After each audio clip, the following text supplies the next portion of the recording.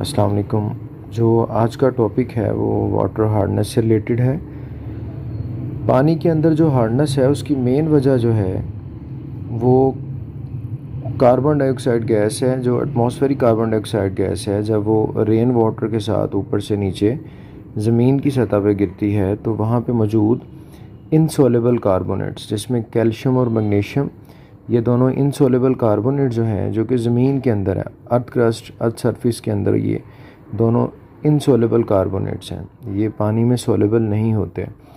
जब ये atmospheric CO2 carbon dioxide gas जो कि बारिश के पानी के साथ ज़मीन पे गिरती है, तो ये जो दो कैल्शियम मैग्नीशियम के कार्बोनेट्स हैं, ये इसमें डिज़ोल्व होके ये केमिकली एक दूसरी शक्ल इख्तियार कर लेते हैं, एक दूसरी फॉर्म बना लेते हैं, जिसको कहते हैं बाइकार्बोनेट।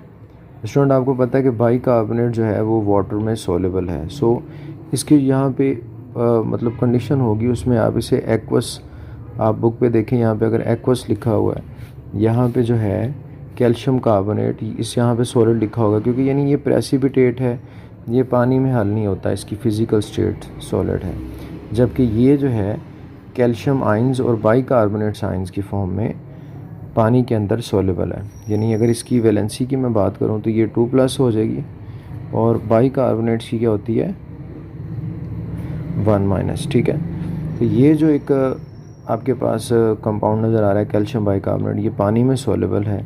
अब ये पानी में सॉल्युबल होने की वजह से ये पानी को क्या कर देता है, हार्ड, क्योंकि ये पानी जो है या तो पर्कुलेट करके वाटर लेवल तक जाएगा, और वही पानी जो हम कंज्यूम करते हैं ड्रिंकिंग पर्पसेस के लिए, वॉशिंग के लिए, क्लीनिंग पर्पसेस के लिए, या फिर जो है वो नियर बाय जो वाटर बॉडीज़ हैं, वाटर रिजर्वायर्स हैं, लाइक रिवर है, पॉन्ड्स हैं, स्ट्रीम्स हैं, उनके अंदर जब ये पानी ऐड होगा तो उस पानी को जो मतलब कंटेमिनेट कर देगा, वो भी हार्ड वाटर बन जाएगा। उसमें ज़रा हार्ड वाटर ऐड होगा। जो हार्ड वाटर का मतलब उसमें आइंस ऐड हो जाएंगे, soluble ions like calcium, magnesium और उसके बाइकार्बोनेट्स। अब ये तो जो है मतलब एक जनरल इन्फॉर्मेशन है कि हार्ड वाटर जो है वो कैसे, हार्डनेस कैसे पानी में पैदा होती है। तो याद रखें, कैल्शियम और मैग्नीशियम के आयंस जो हैं वो बाइकार्बोनेट्स की फॉर्म में पानी में सॉल्युबल हैं, और ये कैसे पानी के अंदर डिज़ोल्व होते हैं। एटमॉस्फेरिक जो CO2 है, ये बारिश के पानी के साथ मिलती है, तो जो इनसॉल्युबल कार्बोनेट्स ज़मीन की सतह पे यहाँ पे मौजूद हैं, उनको चेंज कर देती है बाइकार्बोनेट्स में, जो कि पानी में सॉल्युबल हैं, और ये पानी को हार्डनेस की वजह बनते हैं, पानी की हार्डनेस की। अब यहाँ ये नीचे यही बात मेंशन की हुई है कि इनसॉल्युबल कार्बोनेट्स कैल्शियम मैग्नीशियम के, ये सॉल्युबल बाइकार्बोनेट्स में चेंज हो जाते हैं। ये शॉर्ट क्वेश्चन, पूरा शॉर्ट क्वेश्चन एक आ सकता है कि हार्डनेस जो है वो कैसे पैदा होती है पानी में। ठीक है, ये उसी का जवाब है। दी सॉल्ट्स मेक हार्ड वाटर। कौन कौन से सॉल्ट्स हैं, देखिए डाईवेलेंट केटाइंस हैं, 2 किस्म के आइंस होते हैं, जिन पे बच्चों पॉजिटिव चार्ज होता है उनको केटाइंस कहते हैं। तो ये डाई इसलिए बोल रहा है चूँकि इन पे 2 चार्ज है, 2+, यानी ये 2 इलेक्ट्रॉन लूज़ करने की सलाहियत रखते हैं। ये वैलेंसी होती है कि मतलब इनकी जो एबिलिटी होती है, कंबाइनिंग कैपेसिटी होती है किसी एटम किसी दूसरे एटम के साथ मिलने की, तो यहाँ पे ये 2 इलेक्ट्रॉन अपने लूज़ करना पसंद करते हैं। ये सेकंड ग्रुप के अल्कलाइन अर्थ मेटल्स हैं, कैल्शियम और मैग्नीशियम। तो ये दोनों डाई वैलेंट, डाई का मतलब 2, वैलेंट का मतलब इनके ऊपर जो ये 2 इलेक्ट्रॉन्स अपने लूज़ करते हैं और केटाइंस की शक्ल इख्तियार करते हैं। यानी वैलेंस कहते हैं सबसे बैरूनी शेल, और उस लिहाज से डाई वैलेंट यानी 2 इलेक्ट्रॉन जो इनके हैं वो अपने दोनों इलेक्ट्रॉन्स बैरूनी शेल के लूज़ करके अपने ऊपर 2+ चार्ज जनरेट करते हैं। तो ये केटाइंस हैं। एनाइंस जो हैं उन नेगेटिव आइंस को कहते हैं, नेगेटिव चार्ज उन पे होता है, और इस केस के अंदर जो हार्डनेस की वजह बनते हैं वो कौन कौन से एनाइंस हैं। एक बाइकार्बोनेट है, जिस पे मैंने अभी बात की। ये बाइकार्बोनेट कैसे बनता है कि ये कार्बोनेट जो हैं उनके अंदर जब कार्बन डाइऑक्साइड गैस और रेन वाटर ऐड होता है तो ये बाइकार्बोनेट्स की शक्ल इख्तियार करते हैं। ये अब बाइकार्बोनेट्स क्लोराइड्स, क्योंकि ज़मीन के अंदर बहुत से क्लोराइड आइंस भी मौजूद होंगे, क्लोराइड सॉल्ट्स भी होंगे, सल्फेट सॉल्ट्स भी होंगे, मैग्नीशियम और कैल्शियम के क्लोराइड्स और मैग्नीशियम और कैल्शियम के सल्फेट सॉल्ट्स भी होंगे, वो सारे भी सॉल्युबल हो जाते हैं वाटर में, और ये सारे एनाइंस की फॉर्म में वाटर को क्या कर देते हैं, हार्ड। सो याद रखें कि वाटर की हार्डनेस जो है केटाइंस के लिए कौन रिस्पॉन्सिबल है, कैल्शियम और मैग्नीशियम आइंस। और एनाइंस जो हैं नेगेटिव जो आइंस हैं उसमें बाइकार्बोनेट सोलेबल है वाटर में, क्लोराइड्स आइन सोलेबल है वाटर में, और सल्फेट आइन सोलेबल है वाटर में। और ये सारे अगर पानी में मौजूद होंगे तो वो वाटर हार्ड होगा। अब इसमें एग्जांपल आपकी बुक में जिप्सम दी हुई है, स्पेरिंगली कहता है ये सोलेबल है, calcium sulphate along with 2H2O water molecules हैं जो कि वाटर ऑफ क्रिस्टलाइजेशन कहलाते हैं, यानी क्रिस्टल बनाने के लिए जो पानी के मॉलिक्यूल्स हिस्सा लेते हैं कैल्शियम सल्फेट की क्रिस्टल बनाने के लिए।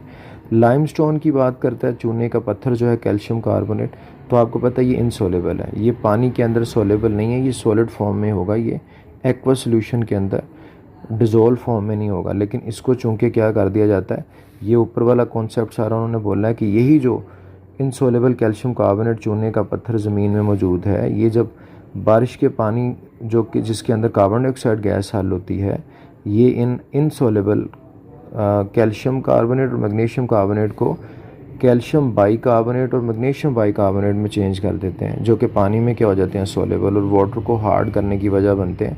तो ये सारी रीज़न्स आपने बतानी है कि ये पहले लाइमस्टोन इनसोलेबल है, बट जब इसके अंदर कार्बन डाइऑक्साइड गैस ऐड होगी, carbon dioxide gas along with rain water, तो ये जो है ये बाइकार्बोनेट्स में चेंज हो जाता है। ठीक है, बाइकार्बोनेट चाहे कैल्शियम के कह लें या मैग्नीशियम के चलें, कैल्शियम बाइकार्बोनेट लिख देते हैं। तो ये कैल्शियम बाइकार्बोनेट जो है अब ये क्या है, सोलेबल है वाटर में। टाइप्स ऑफ हार्डनेस की अगर बात करें तो दो जो मेन टाइप्स हैं हार्डनेस की, एक टेम्परेरी है और दूसरी परमानेंट है। याद रखें टेम्परेरी जुज़वी जो हार्डनेस है उसके रिस्पॉन्सिबिलिटी बाइकार्बोनेट आइंस हैं। आपने ऊपर देखा कि नेगेटिव जो एनाइंस हैं वो उनकी दो टाइप्स हैं, यानी एक तो बाइकार्बोनेट्स हैं। बाइकार्बोनेट्स क्या होते हैं, HCO3 1- ये बाइकार्बोनेट्स जो हैं ये रिस्पॉन्सिबल हैं टेम्परेरी हार्डनेस की।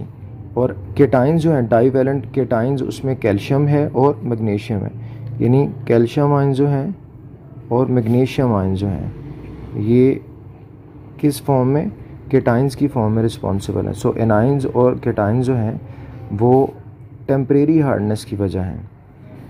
अगर परमानेंट हार्डनेस देखें, पानी की जो टाइप है हार्डनेस की परमानेंट, उसके लिए जो एनाइंस हैं नेगेटिव जो आइंस हैं उसमें क्लोराइड आइंस हैं और सल्फेट आइंस हैं।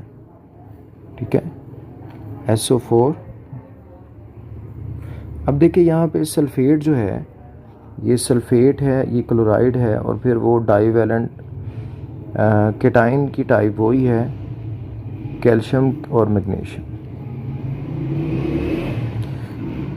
सो स्टूडेंट्स, ये जो ऊपर यहाँ पे दो कैटेगरीज आपको नज़र आ रही थी, ये डाइवेलेंट केटाइन जो हैं इसमें कैल्शियम मैग्नीशियम कॉमन है, यानी टेम्परेरी हो चाहे परमानेंट हार्डनेस हो, केटाइंस की जो कैटेगरी है यानी पॉजिटिव आइंस जो हैं वो डाइवेलेंट कैल्शियम और मैग्नीशियम ही रहेंगे। लेकिन एनाइंस की जो है वो देखें कि उसको कैटेगराइज कर दिया है, अगर ये जो बाइकार्बोनेट है अगर ये मौजूद है पानी में तो वो टेम्परेरी हार्डनेस होगी, अगर क्लोराइड और सल्फेट्स हैं तो ये क्या होगा बच्चों, परमानेंट हार्डनेस की वजह। सो ये फ़र्क याद रखिएगा कि टेम्परेरी के लिए बाइकार्बोनेट्स हैं और जो परमानेंट है हार्डनेस उसके लिए जो एनाइंस हैं वो क्लोराइड और सल्फेट आइंस हैं। जबकि कैल्शियम और मैग्नीशियम जो पॉजिटिव आइंस हैं ये दोनों कैटेगरीज़ में फॉल करेंगे, चाहे वो टेम्परेरी है चाहे वो परमानेंट है। यानी calcium bicarbonate magnesium bicarbonate temporary के लिए, कैल्शियम क्लोराइड और calcium sulphate permanent, magnesium chloride और मैग्नीशियम सल्फेट भी परमानेंट के लिए। तो ये जो है यहाँ तक इसका कॉन्सेप्ट है, ये शॉर्ट क्वेश्चन होपफुली आपको समझ लग गया होगा। बाकी जो है वो नेक्स्ट वीडियो में हम डिस्कस करते हैं कि इनको दूर करने के क्या क्या तरीके हो सकते हैं। शुक्रिया।